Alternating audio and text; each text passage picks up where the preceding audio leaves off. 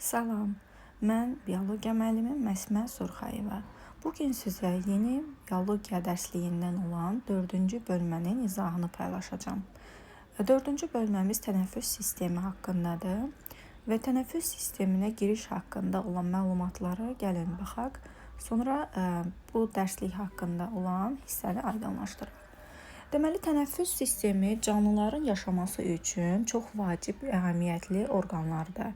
Tənəffüs adlanan bu prosesin baş verməsi üçün oksigen orqanizmə daxil olmalıdır və oksigenin orqanizmə daxil olması müxtəlif yollarla olur.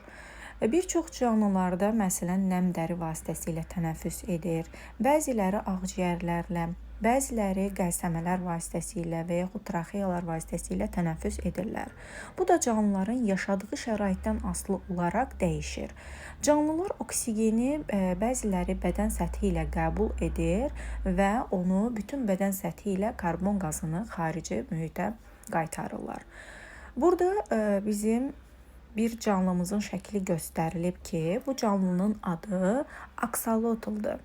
Və bunun başının yanlarında saçaq şəkilli xarici qəlsəmələri var. Biz qəlsəmələrə balıqlarda da rast gəlirik, lakin balıqlarda daxili qəlsəmələrdir. Lakin bu suda quruda yaşayanlar sinifinə aid olan bu heyvanın xarici qəlsəmələri yetkin fərdində də qorunub saxlanılır və bunların göz qapaqları yoxdur. Quyruqlu amfibilərdən olan bu canlı Meksikanın mərkəzində dayaz gölməçələrdə yaşayır və fərdi inkişaf dövründə hər hansı bir dəyişiklik keçirmir, yəni metamorfoz keçirmir. Çünki suda quruda yaşayanlardan olan qurbağa biz nəzərimizə çatdıraq ki, qurbağa metamorfozla çoxalır və inkişaf dövrü keçirir.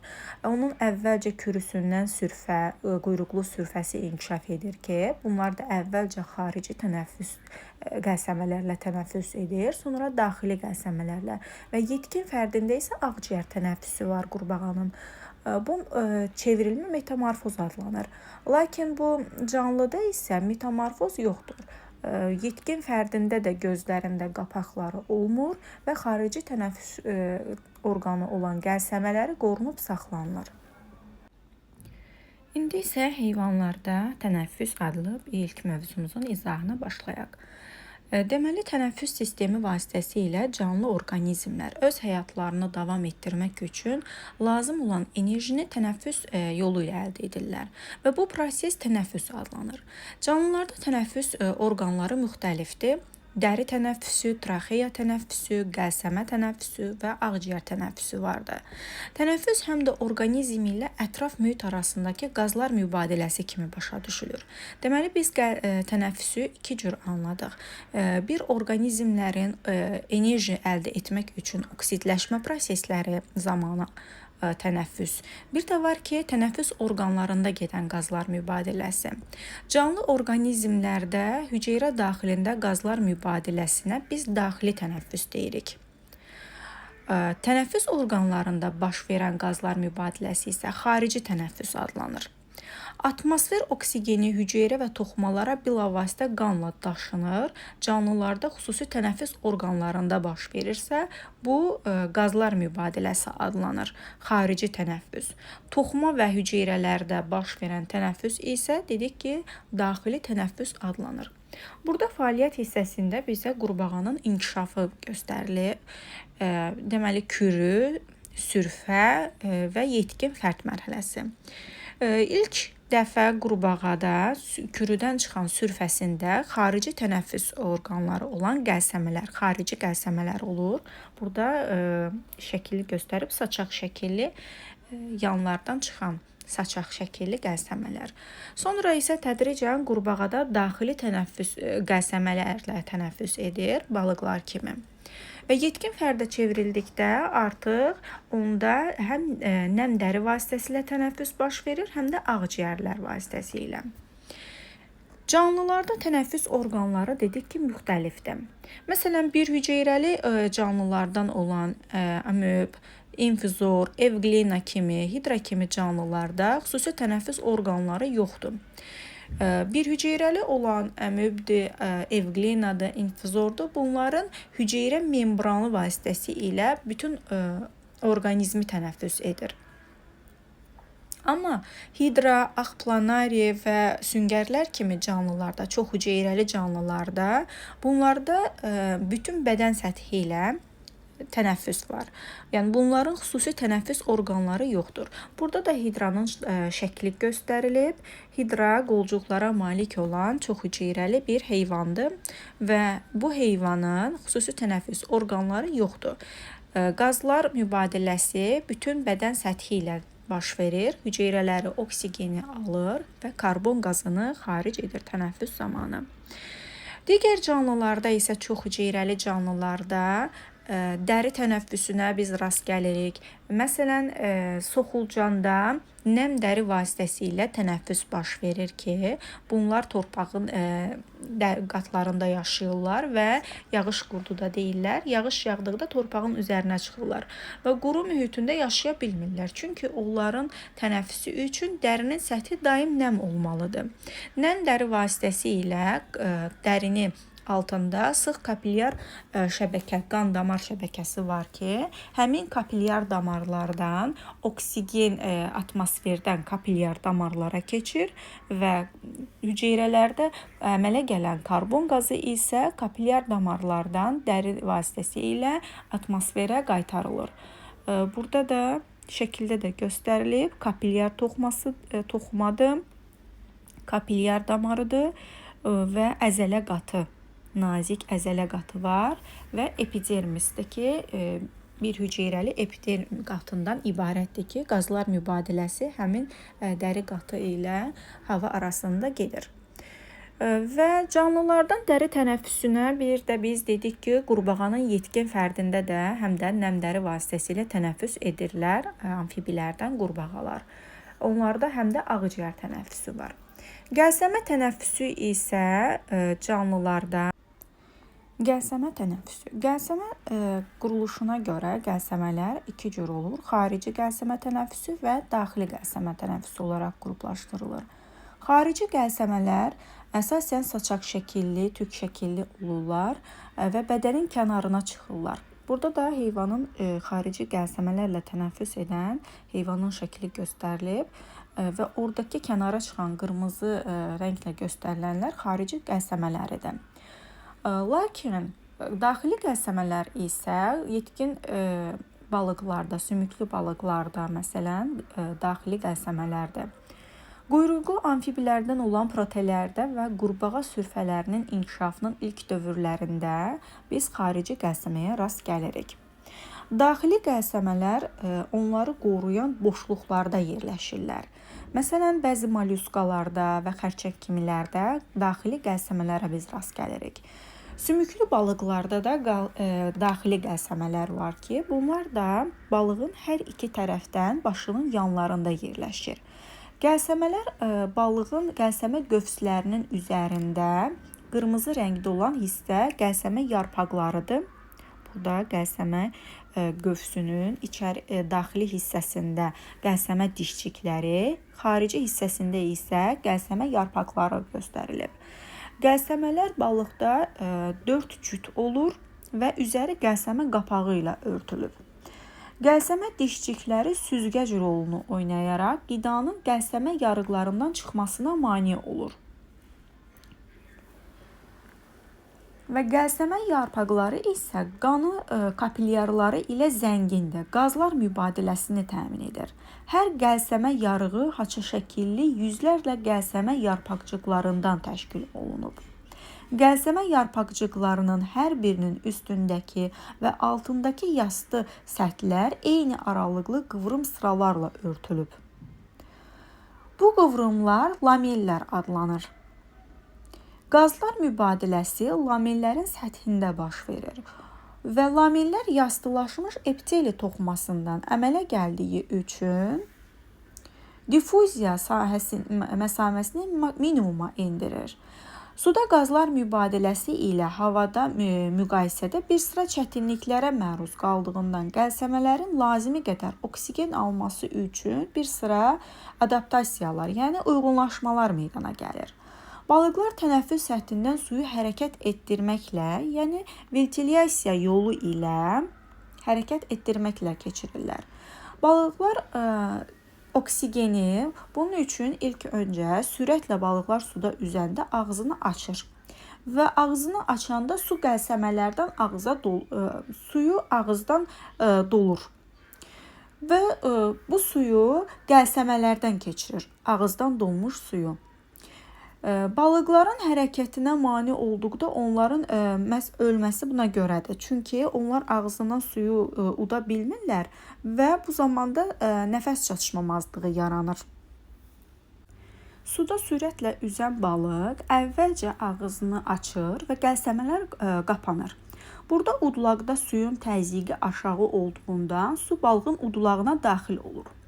Sonra ağız bağlanır və qəlsəmə qapaqları açılır balıqlarda. Qəlsəmə qapaqları açılanda burada udulaqda artıq təzyiq yüksək olduğundan su udulağın divarındakı qəlsəmə yarıqlarından keçir və qəlsəmə yarpaqlarını yuyur. Bundan sonra su qəlsəmə qapaqlarının altından xaric olur. Deməli, balıq ağzını açdı. Açılanda su onun daxil olduğu udulağına. Çünki udulaqda təzyiq aşağıdır. Sonra həmin su keçdi udulağa. Bu zaman ağız bağlandı. Qəlsəmə qapaqları açıldı. Və udulaqda təzyiq yüksək olduğuna görə su udulağın divarından qəlsəmə yarığından keçib qəlsəmə yarpaqlarını yudu. Və bu zaman burada qəlsəmələrdə qazlar mübadiləsi getdi. Qəlsəmə kapilyarlarındakı qan axını qəlsəmələrdən keçən suyun əksi istiqamətində olur. Buna görə də biz balıqlarda bu cür tənəffüsə tərs axınla mübadilə deyirik. Traxeya tənəffüsü. Traxeya tənəffüsü əsasən quruda yaşayan həşəratlarda, canlılarda vardır ki, bu sistemə malik canlılarda hava daha çox traxeyalar şaxələnərək kiçik borucuqlar əmələ gətirir ki, bunların da özləri traxeollara ayrılırlar. Traxeyalar əsasən xaricdən stigma adlı nəfəsgahlar vasitəsilə xarici mühitə açılır və burada qazlar mübadiləsi gedir. Su itkisinin qarşısını almaq üçün isə bu nəfəsgahlar bağlanır. Traxeya boruları xaritin halqalara malikdir ki, bu traxeyaları həmişə açıq saxlayır.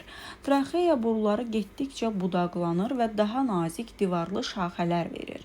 Uçan həşəratlarda daha çox traxeyaların genişlənməsi nəticəsində havanı depolayan hava kisələri də yaranmışdı. Traxeyalar sonda daha kiçik borular olan içərisi maye ilə dolu traxeollara açılır və budaqlanmış traxeollar havanı bədənin bütün hüceyrələrinə itələyir. Həşəratlar tənəffüs hərəkətləri etmək üçün bədənini yığıb və açırlar. Qarıncıq əzələləri yığıldıqda traxeyalardakı hava itələnib çıxarılır.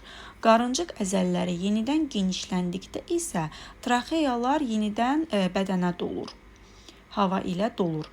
Həşərat uçan zaman isə oksigenden daha çox istifadə edir. Burada xaçlı hörümçəyin bizə şəkli verib. Xaçlı hörümçəyin həm ağciyərləri var, həm ağciyərlər vasitəsilə tənəffüs edir, həm də bir cür traxeya vasitəsilə. Və bunların ağciyərləri hörümçəklərdə kitab şəkillidir. Və şəkildə burada bizə bu həşəratın tənəffüs sistemi göstərib, stigma havanın daxil olmasını kömək edir və bütün hüceyrələrə oksigeni çatdıra bilir traxeollar. Ağciyər tənəffüsü. Bəzi mollyuskalar ağciyər tənəffüsü ilə nəfəs alırlar. Yetkin qurbağalarda, sürünənlərdə, quşlar və məməlilərdə ağciyər tənəffüsünə biz rast gəlirik. Burada canlıların ağciyər tənəffüsünə bağlı olaraq ağciyərlərinin şəkli göstərilib. Qurbağanın ağciyəri və kərtənkələnin ağciyəri arasında müqayisə etsək, getdikcə ağciyərlər daha da ixtisaslaşırlar. Yəni həm quruda yaşama ilə əlaqədar olaraq heyvanların ağciyəri daha da inkişaf edərək büküşləri artır. Onurğalılarda fərqli olaraq, onurğasızlardan fərqli olaraq, onurğalılardan amfibilərdə ağciyərlərin səthi kiçik olduğu üçün onlarda həm də nəm təri vasitəsilə tənəffüs edirlər. Çünki ağciyər tənəffüsü onların tənəffüs sistemini tam olaraq qarşılamır. Qurbağada müsbət təzyiqlə nəfəs alma hesabına havanı udur. Yəni hava ağciyərləri onlarda itələnir və nəfəs alma 2 mərhələdə gedir. Əzələlər qurbağanın ağız boşluğunun əsasını aşağı çəkərək, burada da oxla göstərilib, bu hissəni aşağı çəkərək havanın burun dəliklərdən ağız boşluğuna keçməsini təmin edir. Ağız boşluğu və burun dəlikləri bağlanır. Ağız boşluğunun əsası yuxarı qalxır və havanın tənəffüs borusundan aşağıya doğru getməsini təmin edir. Ağciyərlərin elastiki büzüşməsi və bədən divarındakı əzələlərin hesabına nəfəs vermə baş verir. Sürünənlərdə isə dəri tənəffüsü olmadığına görə ağciyərlər daha da yaxşı inkişaf edib. Yəni biz qurbağa ilə kərtənkələnin ağciyərini müqayisə etsək, görərik ki, kərtənkələnin ağciyəri daha da yaxşı inkişaf edib. Məsələn, sürünənlərdə qabırğaarası əzələlər tənəffüsdə iştirak edirlər. Qabırğaarası əzələlərin yığılıb boşalması hesabına döş qəfəsinin onlarda həcmi dəyişir. Çünki ilk dəfə olaraq artıq sürünənlərdə döş qəfəsi əmələ gəldi. Bu da tənəffüsdə iştirak edir. İlanlarda isə, sürünənlərdən olan ilanlarda ağciyərin biri yoxdur, biri isə uzanıb. Quşlarda isə ağciyərlərə daxil olan bronxlar şaxələnir və şaxələrin hər bir qismi ağciyərlərdə ön hava kisələri və arxa hava kisələrini əmələ gətirirlər. Bunlarda uçmaq ilə əlaqədar olaraq qazlar mübadiləsi daha sürətli baş verir quşlarda və bunların hava kisələri dərinin altında, borulu sümüklərin içərisində, daxili orqanların və əzələlərin arasında rast gəlmək mümkündür. Qazlar mübadiləsi isə yalnız ağciyərlərdə baş verir. İndi gəlin quşlardakı tənəffüsü izah edək. Niyə 2 qat tənəffüs adlanır quşlardakı tənəffüs? Çünki quşlarda 2 qat tənəffüs prosesində bir tənəffüs hərəkətini 2 nəfəs alma və 2 nəfəs vermə aktı həyata keçirilir.